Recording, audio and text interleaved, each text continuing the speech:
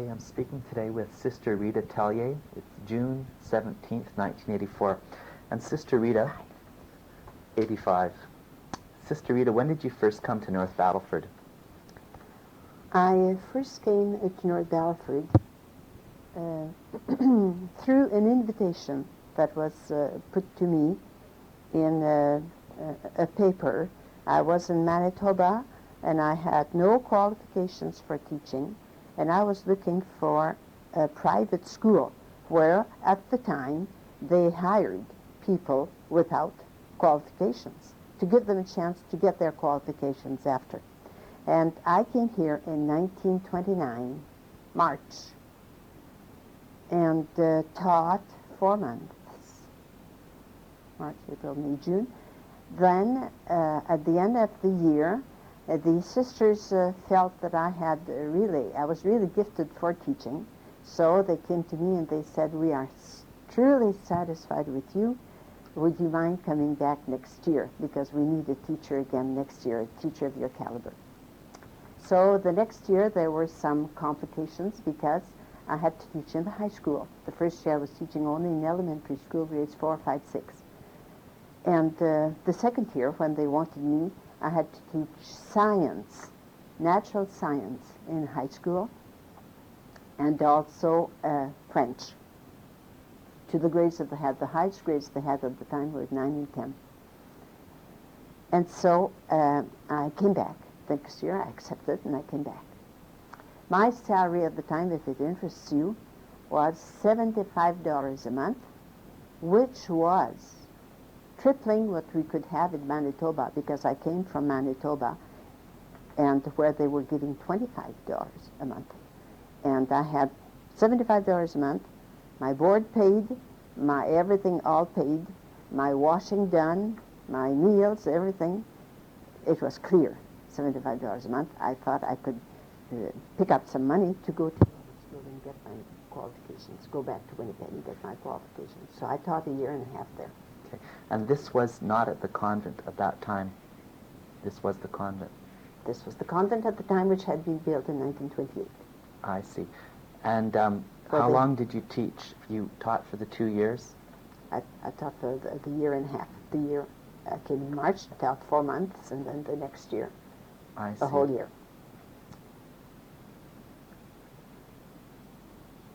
May I continue? Sure. Then I went back to Winnipeg, and I took my normal school. But at the time in Winnipeg, they put a kind of a clause that we were going to be given our certificate only after 2 years teaching, because they were losing all their teachers because of the poor salaries. Teachers were flying to Saskatchewan, Alberta, and BC. So I had to give my 2 years service, although I wanted to come back and teach with my certificate. Okay, so that was my beginning. But at that end, there's a kind of a little clause, but I don't want to say because it involves a boyfriend. So I was almost getting ready to get married. But at a second thought, I had an urge to teach. And I thought, if I get married, I won't be able to teach. So I really strongly decided to join the Sisters of the Child Jesus. First of all, because I wanted to give myself totally dedicated to this gift that God had given me as a teacher. I knew I was a born teacher. So where did you go for your training to be a nun once you decided? Right here in North Battleford. I came back in 1933 after my 2 years service. And in 1933 I joined the order, and it was a 2 years training. So in 35 I had my profession, which I celebrated on the 11th, and I was sent in 35 to Albertville, where I was there 12 years. Where is Albertsville located? Albertville is northeast of Prince Albert, 25 miles northeast of Prince Albert. A little, mostly French town, but lots of Ukrainians also we had at the school. And this was not a Catholic school? No, it was public school, but Catholic population. I see. Yeah. And so when did you first begin teaching at the convent after your years in Albertville? Then I was sent to BC in 1947. I went to BC, and I was there 20 years. And I came back in 1967. I was called back in 1967. At the time, I had my 2 degrees, BA and MA, in French. And so you were a French teacher at the convent? French teacher in the convent. I see. And altogether, I taught 38 years of French, because I did something else. And I had positions of leadership in the community for quite some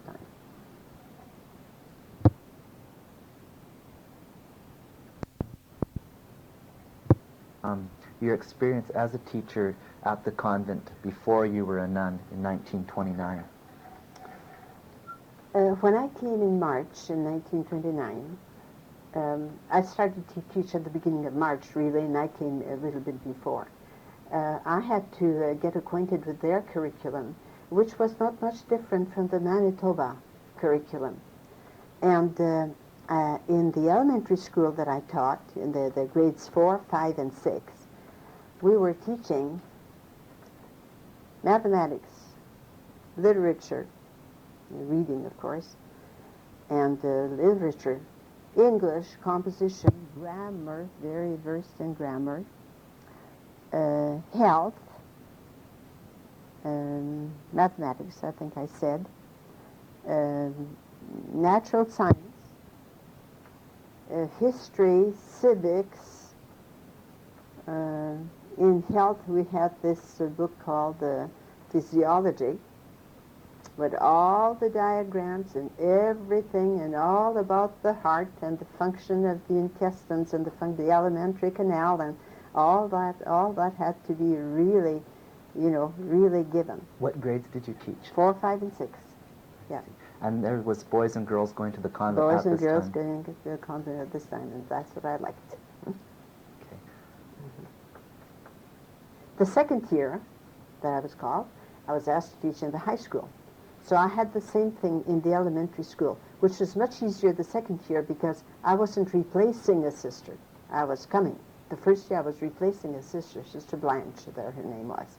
And it's hard to replace somebody else, particularly at the end of a year, an academic year. But the second year I was teaching French and science, natural science. It wasn't exactly what you called physics and chemistry and biology and etc., but it was all in it. It was called natural science, but it included all that. We had to make experiments. And this was a new school. And I really had never taught high school. French wasn't a problem at all. I'm French speaking, and it wasn't, and I had my French at the tip of my fingers.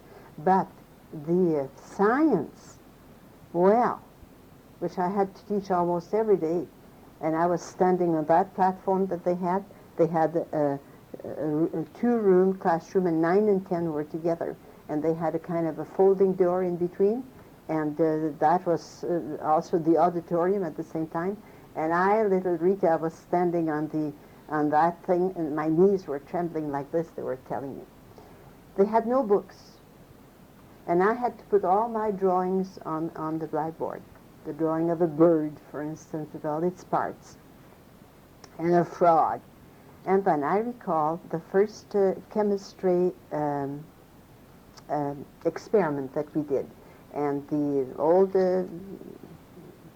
principal there, who was Mother Gabriel, told me, for your experiments, go down to the basement. And we have a table there, and you can bring all your bottles and everything else, all your apparatus there. So I did. And I had my big boys there, kids 9 and 10, and doing this experiment. And I couldn't open the bottle of sulfuric acid. So I gave it to Tom McIntyre, who was my student, big, salt boy. And I thought, gee, I'd tease him because he was, I said, okay, I'll give you this to open. He opened it, and as he opened it, he broke the bottle, and the whole sulfuric acid was on the table, brand new place, and a hole in it. It bore a hole in it. And oh, I was so, I didn't know what to do. I was frustrated as anything. And I sent to the kitchen fast to get some rags, and they sent me a dozen of brand new towels, dish towels. I took them all, and I thought, if we have to replace them, it's okay. I'll replace them. With my big salary, I could replace them. Okay, you knew Sister Gabriel, and she was the principal at the school at that time. She was the principal at the school at that time. She was the superior of the school, and she was also the mistress of novices. She was my mistress of novices. What kind of lady was she?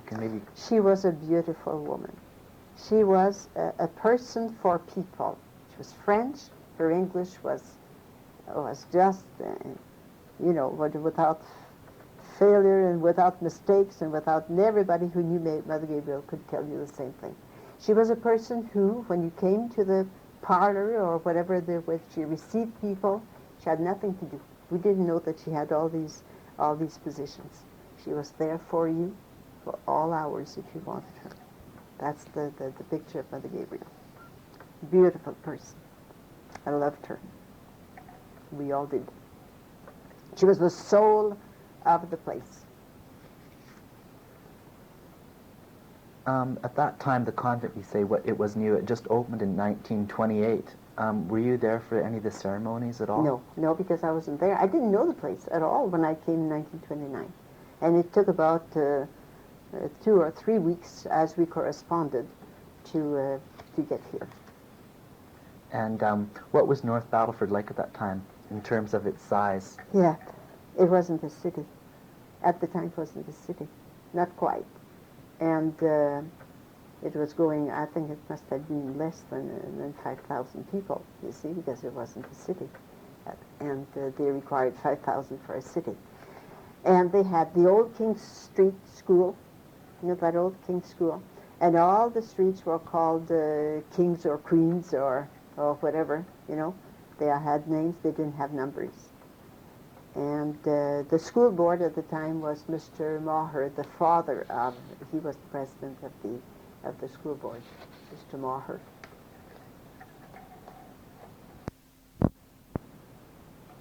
So you returned to North Battleford in 1933.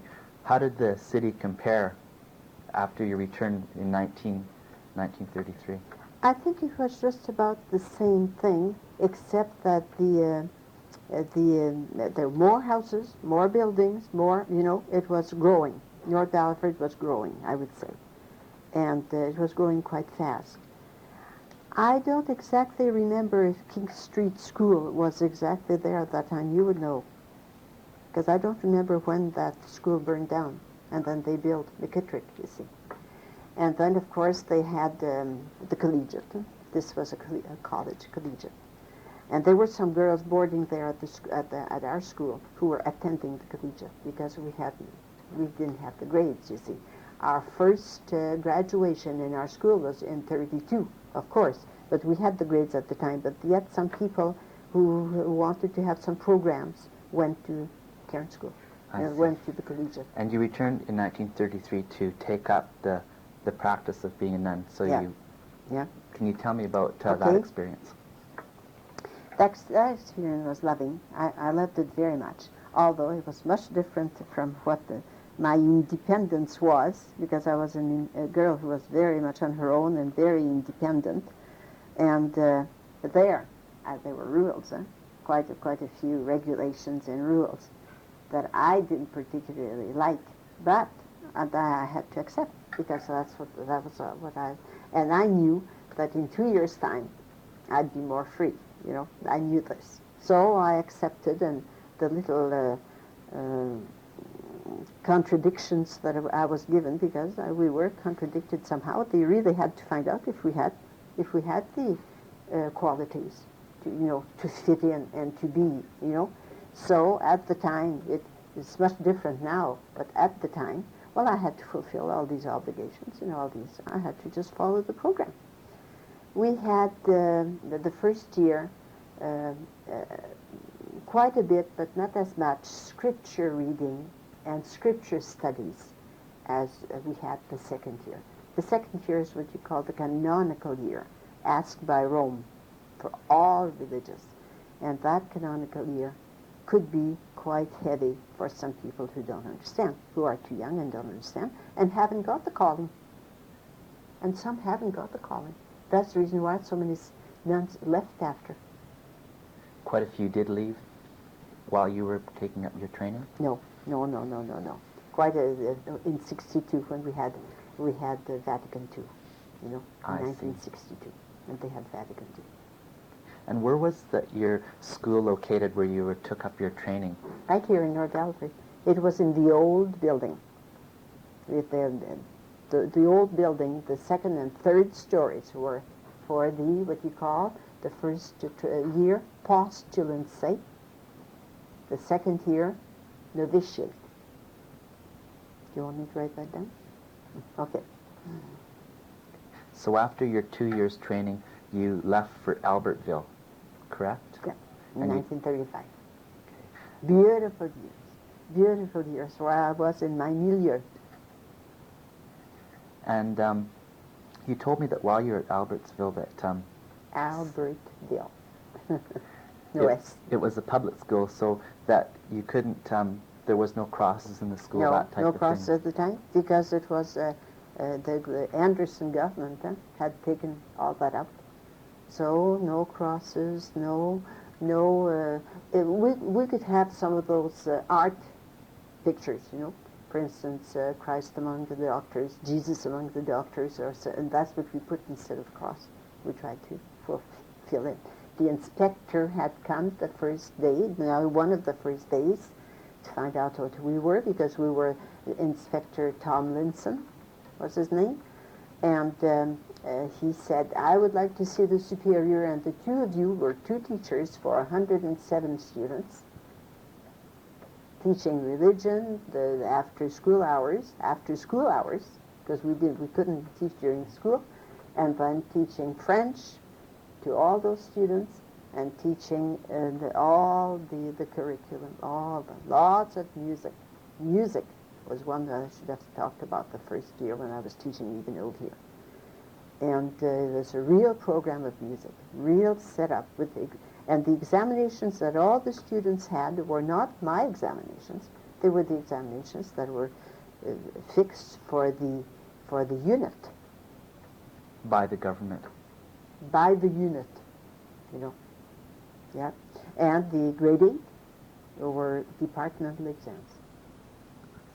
So you taught at Albertsville, and then you left. You were assigned to go to BC, and there you taught for...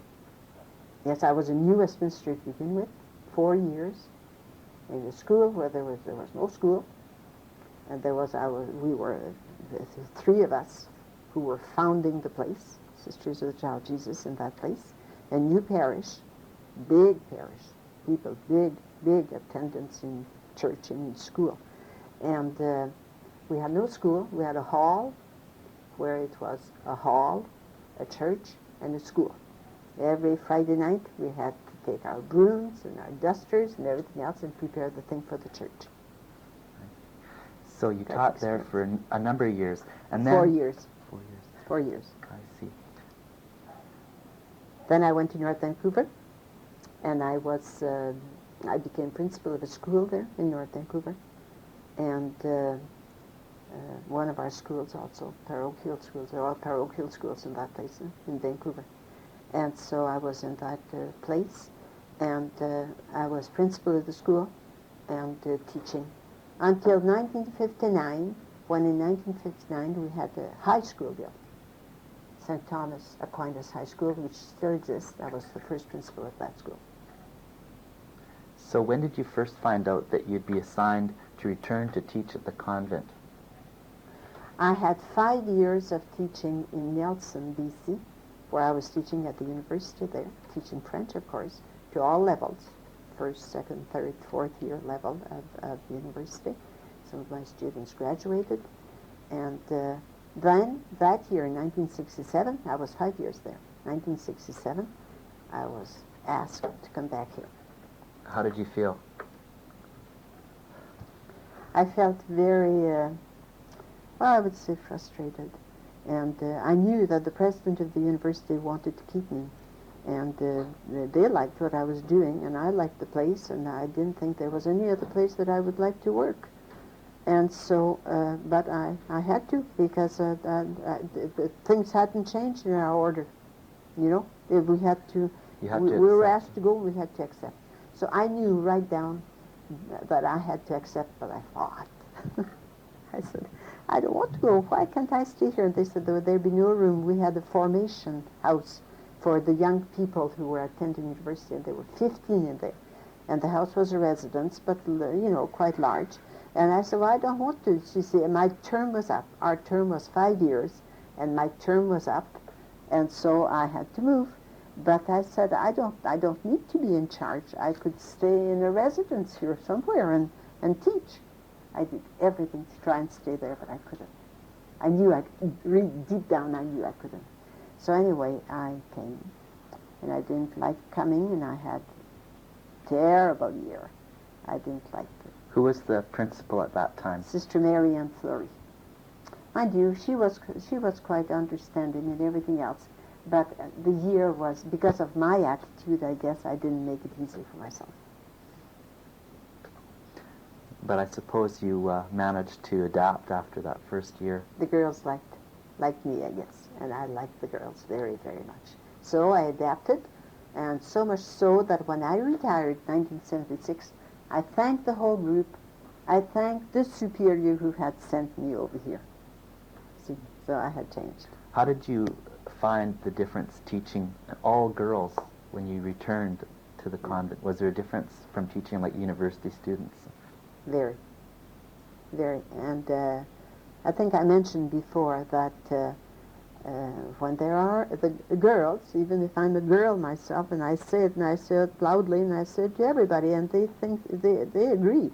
People agree that when you teach girls, if we know the philosophy of girls, they're very sensitive. Sensitive. You can't touch the girls. I'm a girl myself, and I know people can touch us. But when you have girls and boys in the classroom, and you say, for instance, now I feel, students, that you are not working your best, and I have to say that some of you are going to fail. Well, the girls say, okay, that's for the boys. We are working, that's for the boys. And yet it's as much for them. It's said for them at times more than for the boys. But they accept it. So it's easier for a teacher not to have to hurt the girls, you see. You don't want to hurt the boys either. I didn't want to hurt anybody. But I always had some boys coming to my class because of the college. And where their subjects didn't fit, well, they'd ask if I could take them, and I did. And I liked that. And you taught them French as well? Oh, yes. They were coming from my French class, so they were sitting. And I used to tell the boys, come and sit in front over here. Come and sit with the girls. Don't be afraid of the girls. They used to sit at the back, and very shyly at times. And they were very much, I have to say this, they were very much surprised that when I asked a French question to the girls would answer it just like that. But the boys wouldn't, because they didn't know how. Most of those boys didn't know their verbs even. Did you straighten them out on that? that? I surely did. I surely did. So you've been teaching at the convent since 1967. Maybe you can tell me some of the changes that have taken place since your very first time there back in 1929.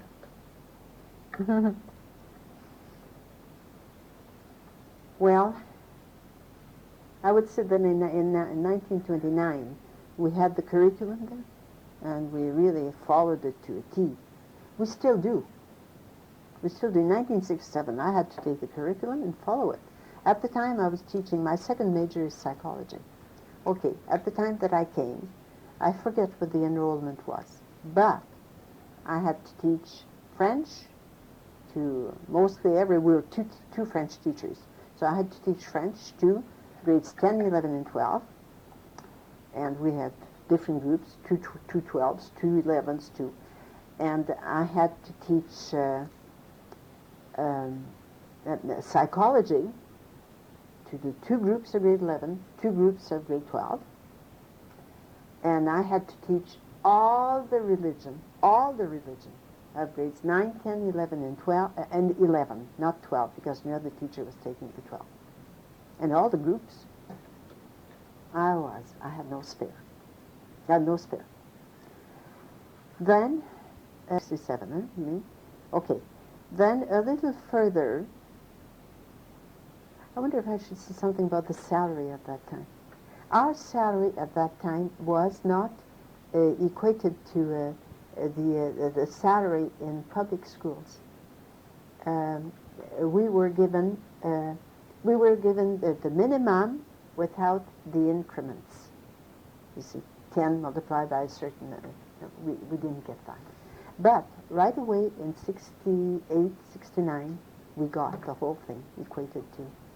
So the school board gave us exactly what, I guess the government grants may have been higher, or I don't know what, but we got an equal basis. Did you notice declining enrollment at all, or more students coming over the years?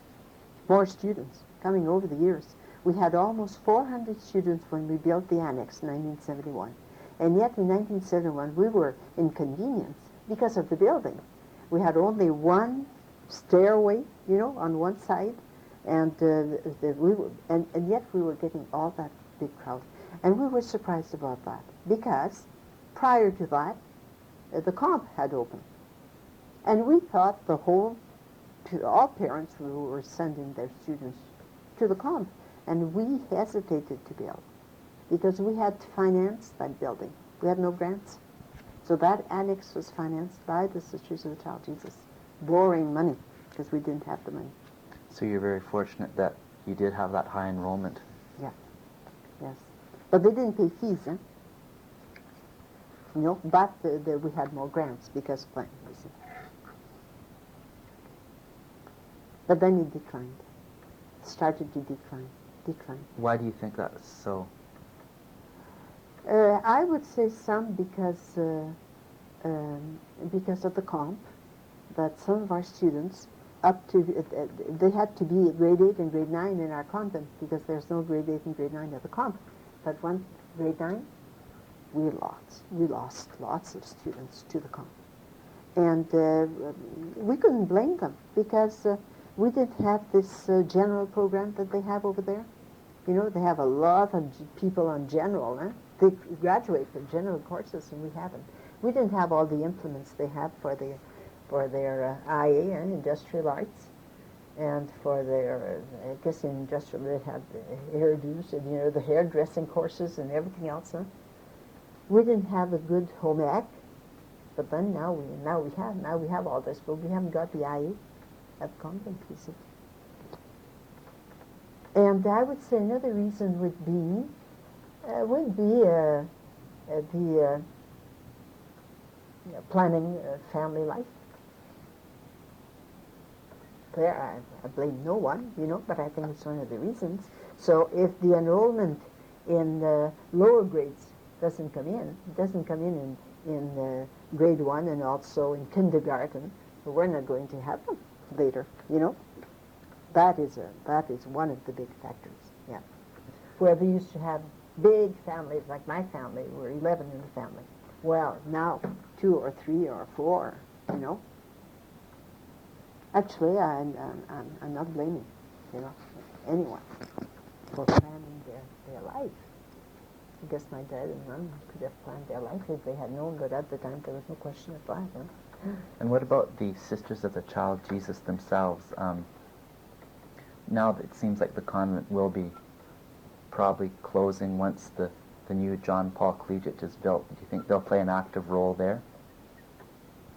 I would say yes, an active role if 1 or 2 go in, but if they choose to go in, and I'm hoping they will, if I were younger, that's where I would go.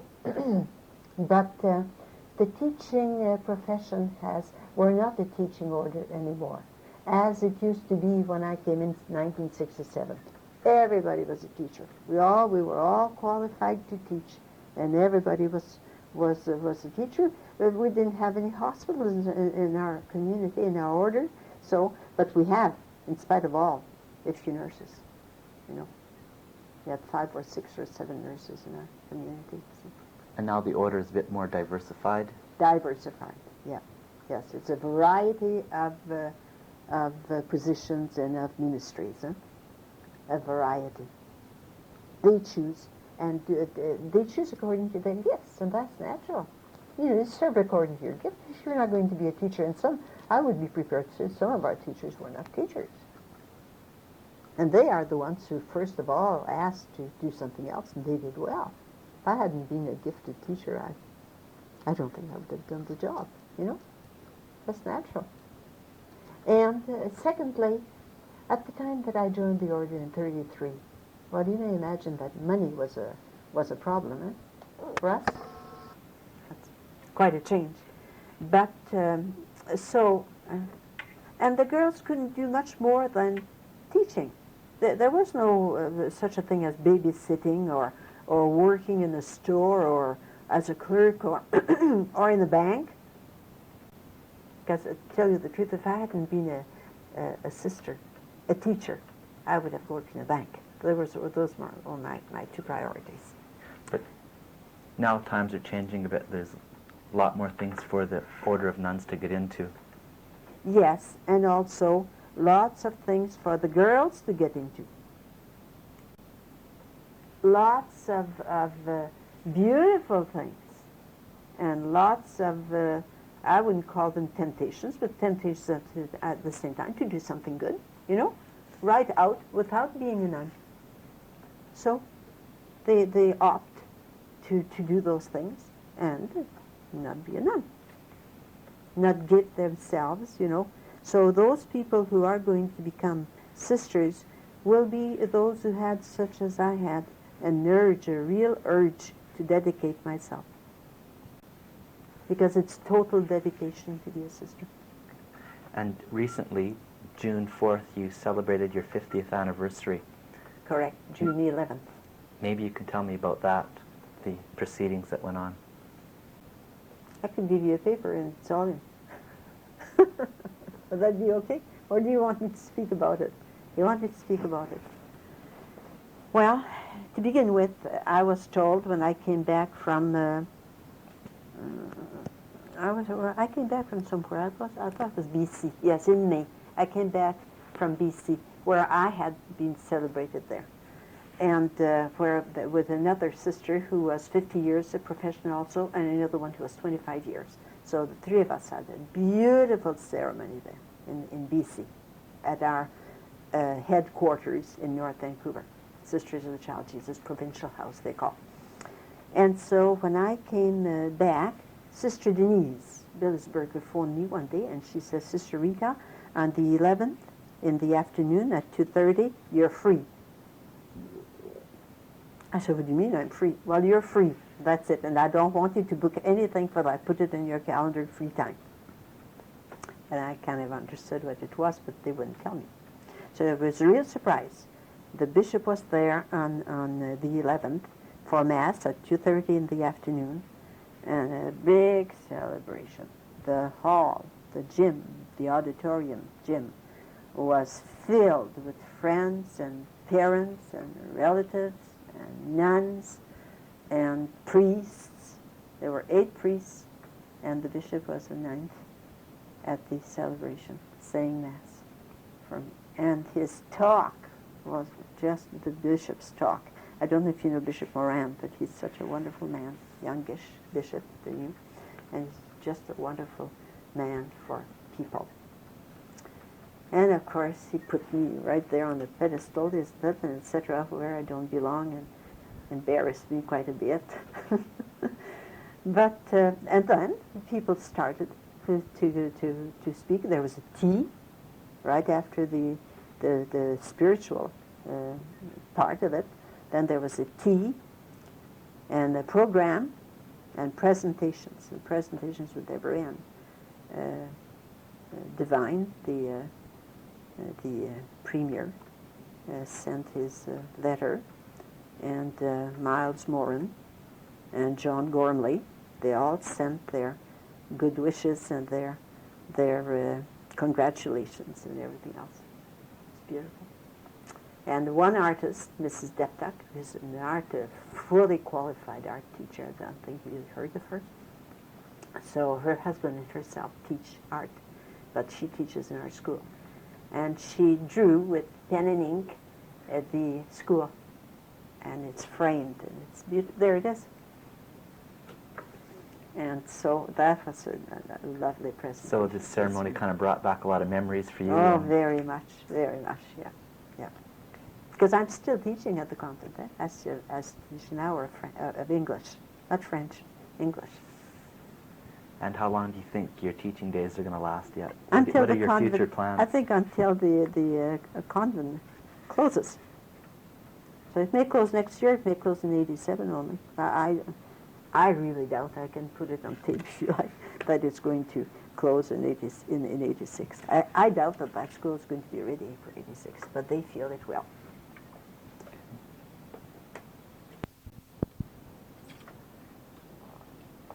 Okay, Sister Rita, I'd just like to ask you another question about the convent back in 1929. Maybe you can tell me something about the dress of the students and the number of boarders, boys and girls, that type of thing. Well, if I start by the number of boarders, there were 60 boarders. Boys, as many boys as girls. That's the accommodation that they had. They had room for 60. Maybe even a few more boys than girls. And they had to have two different staffs, those who took care of the boys and those who took care of the girls. So it involved a lot of sisters, you know. So I would be ready to say that there were between 27 sisters there at that convent working, you know, in their place and working, and with the novitiate and the postulancy and etc. All that. You know. So it was a very busy place. Oh, it was a very busy place, and it was. You see, there were very, very few lay teachers at the time. Huh? I was one of them. I was the only one. The year after, they took 2 people to replace me. Now, you asked about the dress. Yes, the girls had uniforms, and uniforms that I really did not like, and I guess the girls themselves did not like them. They had some kind of tams, and they had navy blue jumpers and big pleats in front, and they did not look really nice. They were clean, mind you, and at the time maybe acceptable, but yet the parents liked them because they didn't have to buy more and more clothes for their daughters, you see, and that was one of the savings at the time when their salaries were low. The boys, most of the boys, there were a few boys up to age 12 who, as boarders, who were attending the schools, but with the grades 9 and 10, the boys came from outside. They came from their homes, you see. They were up to grades 9 and 10. That's as far as we had in 1929, because the first graduation was 1932, and they went into another grade until grade 12, completed grade 12. The smaller boys did board. The smaller boys did board. Now some also came from outside, in as much space as we had, because at the time had only 4 classrooms. The 2 up for the higher grades and the 2 down for the lower grades. And so, yeah. What was your salary compared in 1929 while at convent, and then you left to Albertville? The salary was, I had $75 here. Board paid, my room, and everything, my washing, everything was all done. Everything was free. My salary was clear. But when I went to Albertville in 1935, my salary was $50. Minus the superannuation fee that I had to pay. We were 2 teachers there, getting a salary of $50 each, and we had to live 4 people on that. So the Depression years kind of affected the pay. When we had $50 all the time, no increase until 1943. When we asked for $100 each. And the board said, you people asking for $100 each when you have made the vow of charity? And I answered boldly. I said, pardon me, sir, I never made a vow of charity. I made a vow of poverty, chastity, and obedience, but not charity. And I said, I think when you see, and I had brought little clippings of papers where in certain places they already had salaries of 125 and 120, and we were asking for 100. And one of the school board members said, you were silly to ask for 100. You should have asked for 125. And you would have had 100, but we didn't get 100. We got 90. So you're kind of upset. I was.